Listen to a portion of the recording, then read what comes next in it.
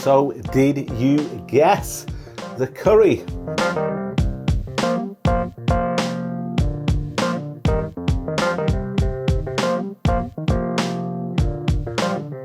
Most of you guessed wrong. Just quick interruption to the video. Out of probably 250 replies to that question on the Facebook groups, on YouTube, only one guy got it right, and that guy is Stephen Godley, who's a member of the Curry Secret Facebook group.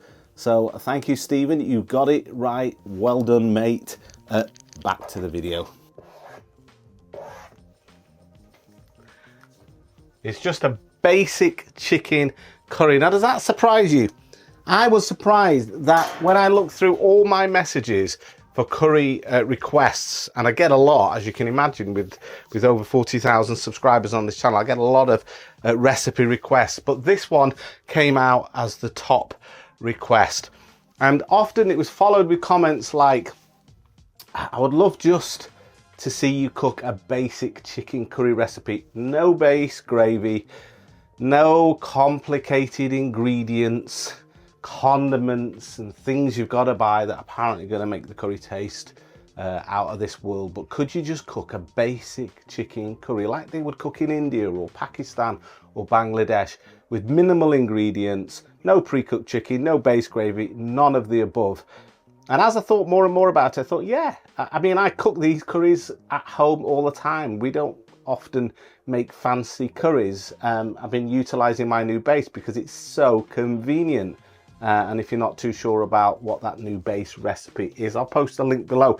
But I recognize it's not for everybody, and some people would just like to make a basic curry. So that's what I'm going to share with you today. And interestingly, this curry is really, really tasty. But there are a few little things you've just got to get right, because if you don't get these, there are three actually, if you don't get these three things correct, your basic curry won't taste good. It won't taste authentic like an Asian curry. And those three things are, you've got to cook with enough oil. We're going to cook with, this is a recipe for 4, by the way. We're going to cook with 150 milliliters. We're using extra virgin olive oil, so it's healthier, but it is a lot of oil. And some people are put off by that. They want to try and cook with less oil. But here's the thing, if you cook with less oil, your curry won't taste right. It's as simple as that. In Asian households, they use a lot of oil, and the oil brings out the spices along with the onions and the flavors of the onions out into the curry. Now, if you want to remove the oil afterwards, you can do that if you want to be a little bit healthier, if you're trying to lose weight, for instance. But don't skimp on the oil, because if you skimp on the oil, it will not taste right. That's the first thing. The second thing is you've got to use enough garlic. They use a lot of garlic in Asian households. We're going with 10 cloves of garlic for this recipe. here's a little secret for you. I use the Aldi 900 gram pack of chicken, and the quality is absolutely superb. It's amongst the best I've found. We're using 2 large onions. So here's a little rule of thumb for you. One large onion will serve 2 people, hence 2 for 4. And we're using, here we've got 4 largish tomatoes. So just think in terms of tomatoes. If you want to create enough gravy, but we're going to use some water as well, you will need to use 4 large tomatoes. So let's get on with cooking it. So we've got our pan on the heat, just heating that up. This is my cast iron wok. It's brilliant. It does 4 curries easily. A lot of people have asked me about this pan. I have it in the link below if that'll help you out. I got it from Amazon. There is a little affiliate link there, so I do get a few pence, but it's not a lot. But if you want this particular pan, check out the link below. So we'll just put our oil in there. Now, first and foremost, what we need to do with these onions is we need to get these nice and fine, because the secret to a good gravy, to get that almost like Indian restaurant taste, is to grind these really, really fine. I'm going to use my food chopper here and blitz them up.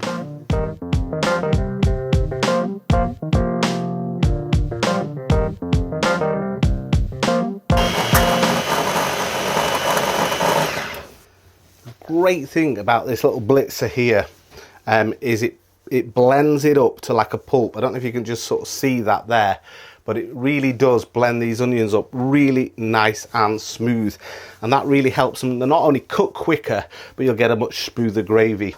With olive oil, you want to be careful because it can burn and it will impair the quality of the oil. So you don't want the oil to get to like smoke point. You can get away with that with ghee or other oils, but with virgin olive oil, then we don't want it to get that hot. We just want it hot enough. We've just got 2 Asian bay leaves. That's it. We're not using any whole spices in this basic chicken curry. You don't need them. It will taste amazing without them. So we're just going to put the Asian bay leaves in the oil there. So I can just see some fizzing going on there in the pan, so I know that the oil's hot enough, and our bay leaves are now obviously going to infuse our oil with some nice flavour. These are Asian bay leaves, also known as Tej Pata. Now I've wrote this recipe so that anybody anywhere should be able to make it. There are not a list of complicated ingredients here.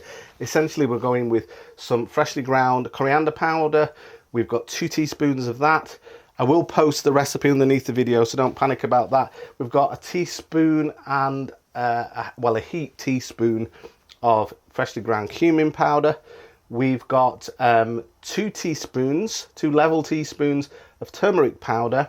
And we've got 2 teaspoons, and you could get away with just 1, but I wanted a bit of colour to my curry and a little bit of heat.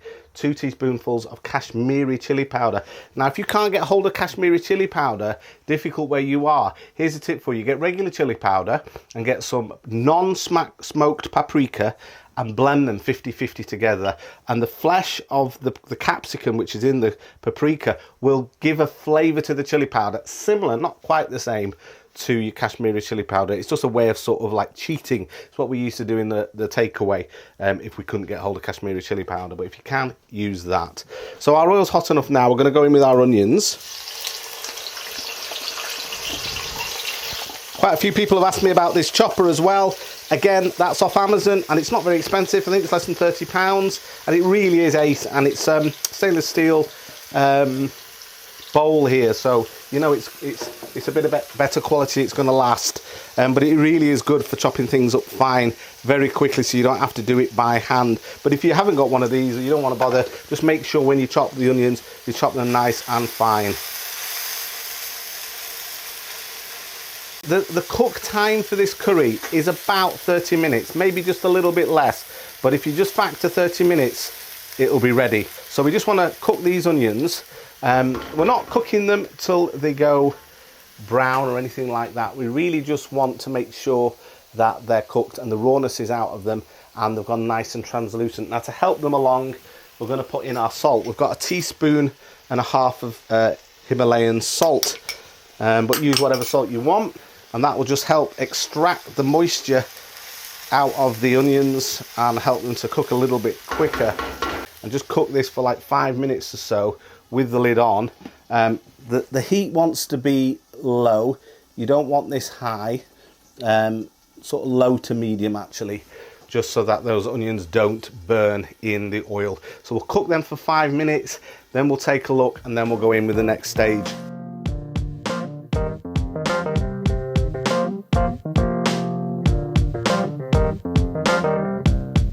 So it's been about 5 minutes. We'll just check on these onions. When they're blended up like this, it's not as easy to tell. But one little tip for you is onions have a very sulfuric sort of smell to them. If you smell and you can't smell that sulfuric smell that onions give off, it's a good indication that the rawness is cooked out. So they're looking all right. It's now time to put in our garlic. So that's our 10 cloves of garlic and our ginger. Just mix that in. So we'll come back to that when the garlic and the ginger are cooked. It's been about another 5 or 6 minutes. We're just going to check on our garlic.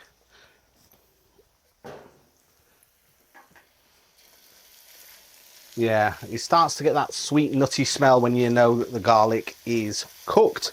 So great, we're going to go in with our tomatoes. So we took our vine tomatoes and we halved them. And we're going to put them in whole like this. Now, you could just blitz them in the blitzer like I did with the onions. But what we're going to try and do with this basic chicken curry is mimic a restaurant style curry in terms of the texture of the sauce.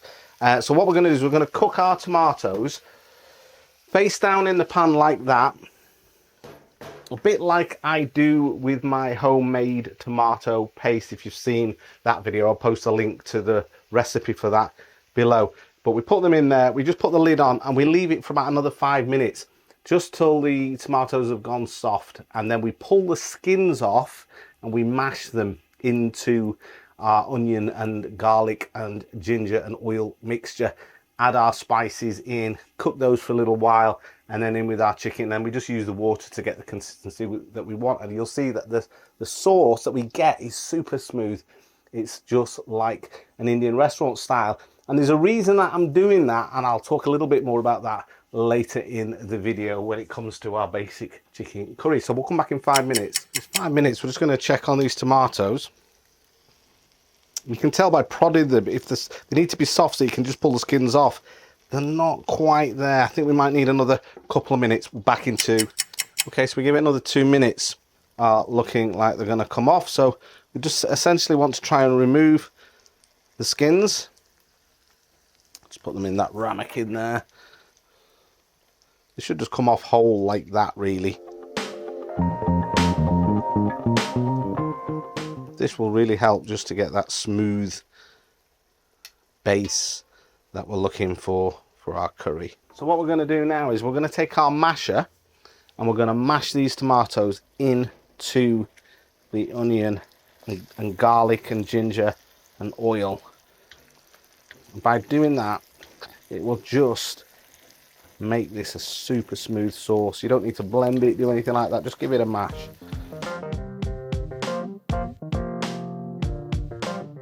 So next we're going to go in with our spices. We're going to cook these out.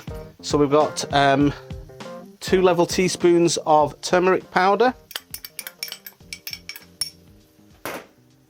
We've got 2 regular teaspoons of Kashmiri chili powder.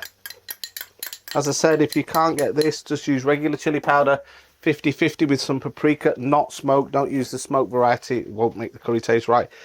We've got 2 teaspoons of freshly ground coriander powder. You know how I feel about this. If you grind it yourself freshly with a spice grinder, the difference is nice and day in terms of taste. In with that, 1.5 teaspoons of freshly ground cumin powder, and that's going in. And then we've just got a level teaspoon of garam masala. Now that's my own special blend, but we're going to add that in at the end. So let's just mix our spices in. And really now we want to cook these spices for about 5 minutes, because it's important that we extract the flavours out of them. So the heat's quite low at the moment. I'm just going to turn it up slightly, and I'm going to take my lid and I'm going to put that on. I'm going to cook it for 5 minutes. We'll know they're cooked because we'll see some oil separation in the pan. So it's been about 5 minutes and we've been cooking our spices in our onion and oil mixture. Just take a look. You should start to see some oil separation about now. So can you see that? And this, guys, is why it's really important that you cook with enough oil. This is one of the sort of keys really to creating a tasty curry. There has to be enough oil. If there wasn't enough oil to begin with, we wouldn't get this oil separation and we wouldn't cook our spices out the way they need to be cooked so that our curry tastes really, really tasty. This is a really important step that you don't want to miss. If later on you want to extract the oil off, skim it once it's cooled, the oil will rise to the top. You can skim that off if you want.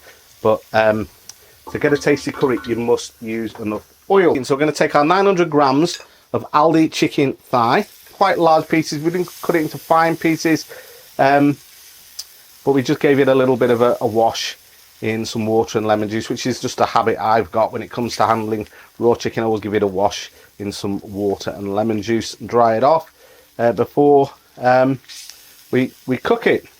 So you've coated that chicken now in your spice mixture. So we're going to cook it for around about probably 7 or 8 minutes. I'll come back and check. At that stage, what we want to do is really decide on the consistency of our curry and how much water we want to put in it. Then we'll do it at that stage when the chicken is mostly cooked in about 8 minutes. Then after that, we'll add in our garam masala, we'll check for seasoning, and then we'll just simmer it for a minute or two, just to bring the oil to the top, and we're done. And obviously we'll do the all important taste test. So we'll come back in about 8 minutes. It's not 8 minutes yet, but as I said, we just check it every now and again. You can see that after a while, it's probably been about 5 minutes at this stage, the chicken releases a lot of its natural juices into our curry to create the gravy that we want, which is a good thing. It's great. Just make sure that nothing's sticking. Just give it a little gentle maneuver around the pan, but we're not there yet. We need another 3 or 4 minutes yet, so we'll put that back on and we'll leave it to cook a little bit longer. While that's cooking, I just want to mention what I touched on earlier in the video when I said that I was thinking about this basic chicken curry that so many people have requested on the channel, and it occurred to me that there are a lot of people that want to cook curry, but they don't want to use a base gravy. They want like sort of restaurant-like results without cooking a base gravy, whether that's a traditional base gravy, and I've got lots of those in my book that are used in typical British Indian restaurants and takeaways, or whether it's my new Indian base, which is very, very convenient and easy to cook a curry very quickly with. I'll post a link below all about that. But there are a lot of people that want to cook curries without base whatsoever. Are you one of them? I'd be interested to just get your opinion. If you're interested in cooking curries, all sorts of curries really, without any base gravy whatsoever, would you just post a little comment underneath? I'd be interested to know how many people, because this is what I was thinking. If there are a lot of people that would like to know how to make, say, a jalfrezi or a boona or a balti or a chicken tikka masala or a madras or a chasni or you know, chicken Ceylon or a sambar or all of those wonderful curries that you get in a typical British Indian restaurant, I was thinking that this basic chicken curry, this is just like the basic starting sort of version, if you like, this could so easily be adapted into a jalfrezi. It could be easily adapted to become a boona. It could easily be adapted to become a madras with just a few little tweaks. So if that interests you, let me know, and I'll make a series of videos using the basic method, which we've used today, but then adding a few other ingredients and little tweaks to get it to perhaps a different type of a curry, like a jalfrezi or a madras or something like that. Let me know if that is of interest to you. So another 3 minutes or so. Now take a look in the pan. Can you see the oil is separating? And these are the various stages of our curry cooking. We want that oil to separate, certainly from our spices and our onion mixture earlier on, and now obviously that's telling us that our chicken is cooked. So just make sure that everything's released from the bottom of the pan. Just give it a stir. Now we just have our final 5 minutes now. What we're going to do here is that consistency, I would like it just a little bit thinner. So I'm not going to add a lot of water actually, just a little bit. Make sure that the water's hot. This is boiled water. Get it to the consistency that you want. Then what we want to do is we want to add in our garam masala. Use any garam masala that you can get, good one. This is my own blend, which is in my book. It's a 17 spice blend garam masala. So just stir that in. And then what we want to do is bring our heat up. And we want to get this quite sort of medium to high, because we want to get this boiling again. We'll obviously bring it to a boil, simmer it, then the oil will come to the top. Then we'll do the taste test, and I'll tell you what this basic chicken curry tastes like. Cook that at a fairly high heat. It bubbled away as I showed you there. I've just reduced the heat probably about half a minute ago, just so that we're simmering it. And you can see now, even already, and this is just like 30 seconds ago, look at that, you can see the oil starting to float on the top of our curry. And honestly guys, this is smelling so good. It really is, and I'm really looking forward to tasting it. I just know it's going to taste good. Okay, let's serve up a portion of this basic chicken curry.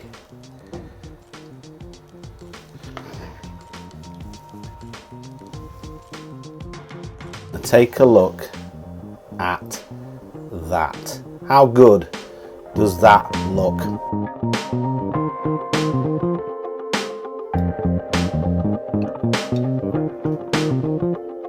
Oh wow. I knew that was going to taste exceptional, and it absolutely tastes phenomenal. It really reminds me, to be honest with you, what we taught our students on the 𝒀𝒧𝒏 grill course with Billy back in 2016, I think it was, that less is more, and that with few ingredients you can get phenomenal tasting curries. Billy used to cook his chicken curry, yeah, granted it was on the bone, that's the only difference, with just a few spices, and it tasted phenomenal, and it just reminds me of that taste. Katie's going to be pleased with this. I'm just going to try some of the chicken. I'm not going to take a huge piece. Just want to try it. Remember, it's not marinated or anything. Just the chicken thigh that we got from Aldi.